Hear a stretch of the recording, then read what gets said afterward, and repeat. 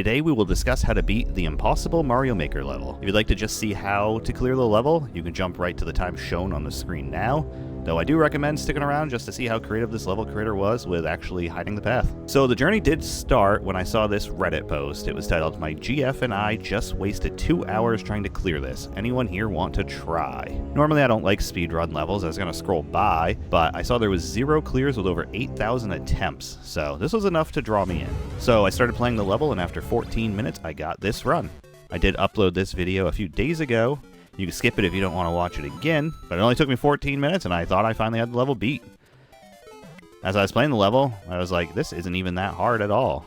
Just holding left, right, bouncing over obstacles. Even from the start, I thought those 2 blocks and that path, I thought those were pretty suspicious at looking as well. And then there's a big pit up here, and I checked them all, because I was like, there must be something hidden on this level, but there wasn't. That I got a weird bounce. I don't even know how I did that. I got that like once every 5 times. I think that does save time, so I think it's just a luck thing. I don't know how to do it. It's just a small button mashing part, which is kind of ironic thinking about that now. And then you get to this part, and I died multiple times here. Like, you have just enough time to get through this P door, but this time I finally made it through the door. 0 seconds ago, I figured it'd drop me. No, there's plenty of level left. At this point, I was like, there's no way this level's legit. And then when I paused, of course, I saw the pipe down low, and I'm like, okay, yeah, there's just a hidden dev route. That's kind of dumb. I almost honestly booed the level. And then I actually talked to the creator of the level over on Discord. He insisted that there was nothing hidden and it was a puzzle speedrun level. And I am a big fan of puzzles, so I was really intrigued even more now. I did ask for a small hint, and the creator did not want to give me one, which is fair. I kept looking for secrets, going through my videos, looking to see maybe something I missed, and then when I went to go play the level, I saw it had been cleared by BearsFan68. With the level cleared, I honestly gave up. I was like, okay, well, no need to play it now. That was until 2 days later, when Vulpolox messaged me on Discord and told me he created a practice level to show the tech needed to beat the level.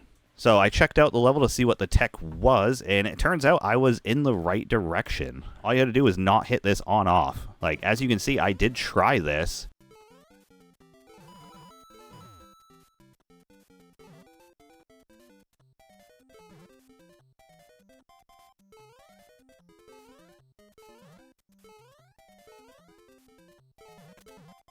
But as soon as I got through this door, you just get thrown into these spikes and die. I tried it several times, and I died every time. If you jump, you hit the spikes, so I was like, well, it's not possible.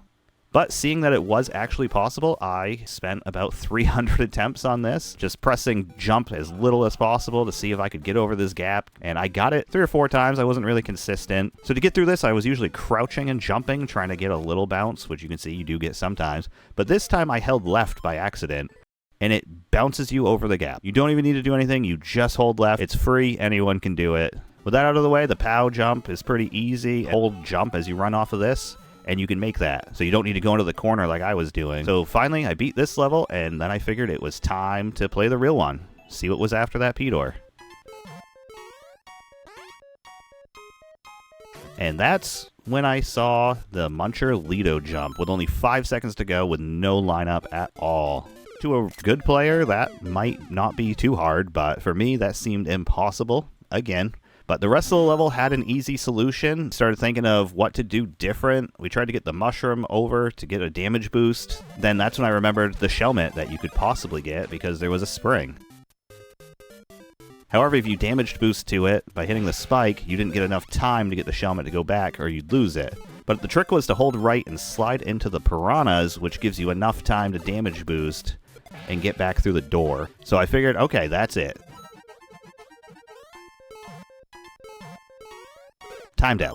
Going back took about 4 or 5 seconds, so that time was wasted. So once again, I was at a loss. I was like, man, there's another layer to this? And then I sent that clip to Vulpolox to check out, and that's when he realized that you can break the brick blocks, and you can jump up a level and skip a whole swamp section, which saves those 5 seconds lost. So it's like, okay, that has to be the run.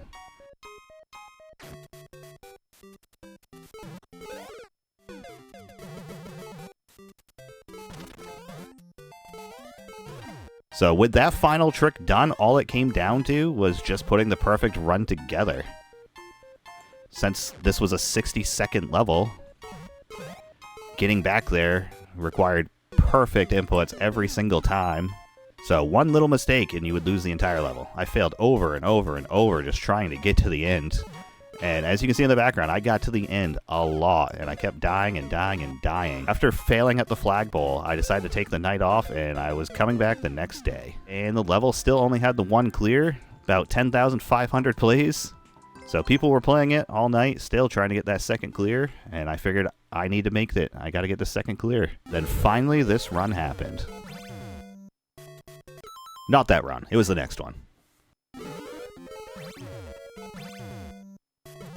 So I usually corner boosted there, but I didn't this time. So I was like, okay, well that's some time loss. That was pretty fast. This, I got enough speed. I think you can corner boost there. I just could never get it to work. I would always bonk my head and lose time, so I was like, whatever. Getting there at 40 is good. Got a good bounce. Here I did a double bounce on that, so I was like, oh, that's slow. I went down too low. So I almost restarted there. But then I got a good slide there, so I was like, okay, well, I saved time. You don't even need to slide under that thwomp if you get the perfect run. You can just run right under it. The rest of this is pretty normal.